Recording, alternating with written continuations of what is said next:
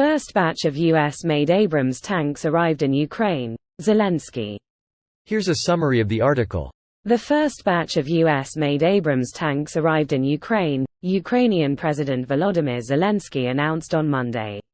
The tanks that arrived in Ukraine mark the initial delivery out of the 31 tanks promised by the Biden administration. The Pentagon had announced in January that 31 M1A2 Abrams tanks would be delivered to Ukraine, but officials had speculated it would take about a year to make that happen. In March, the U.S. said it will instead send M1A1 Abrams tanks from refurbished hulls already in U.S. inventory, and the delivery will be in the fall, faster than what was initially expected. U.S. Defense Secretary Lloyd Austin said last week Ukraine will, soon, receive American M1 Abrams tanks to aid Kyiv's counter-offensive against Russia. The newly arrived Abrams tanks will join Ukraine's existing tank inventory, potentially enabling them to advance into and potentially regain control of areas in Ukraine's eastern and southern regions currently held by Russia. The head of Ukraine's military intelligence Kyrylo Budanov told American military blog, The War Zone, on Friday the Abrams tanks should be used in a very tailored way for very specific, well-crafted operations because if they are used at the front line and just in a combined arms fight, they will not live very long on the battlefield. This post received a score of 6,600, with an upvote ratio of 95%. Here are the top comments in response to this article. Remember, Abrams tanks arriving in Ukraine is not the same as Abrams tanks ready to deploy at the front. Ukraine will probably need some more time for training and setting up logistics. Abrams tanks are extremely high maintenance. Also an important reminder, we will, undoubtedly, see some destroyed. It's a war. Whether it be a mine, ATGM, or a massive artillery shell, odds say that eventually, some will be lost. That does not mean they are a failure or useless.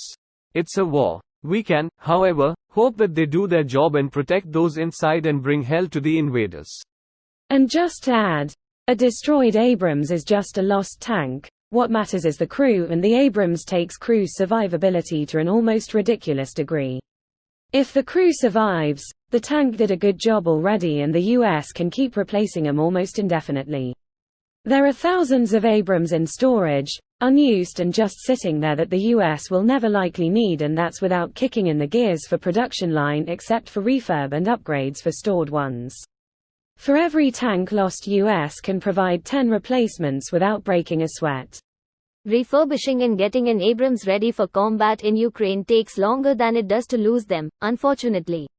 When I was in the army, we converted from an infantry brigade to an armored brigade, and that took 9 to 12 months per battalion in the United States with a dedicated supply chain and people who were familiar with these systems. Add in shipping things overseas and the training, language barriers involved, and it's not as simple as one might think. It's highly important to have competent recovery and maintenance crews to turn it around and get it fully mission capable again if possible.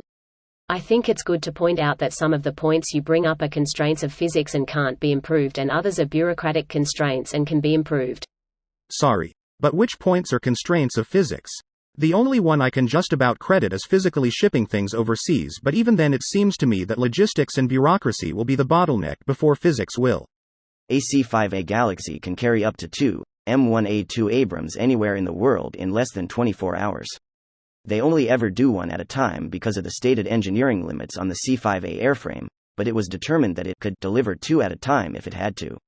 Using that delivery cadence in the many C-5A Galaxies the US has at its disposal, you could have a functioning, supported, armored division putting ordnance downrange at enemies in less than 48 anywhere in the world where there is an 1,800-meter runway.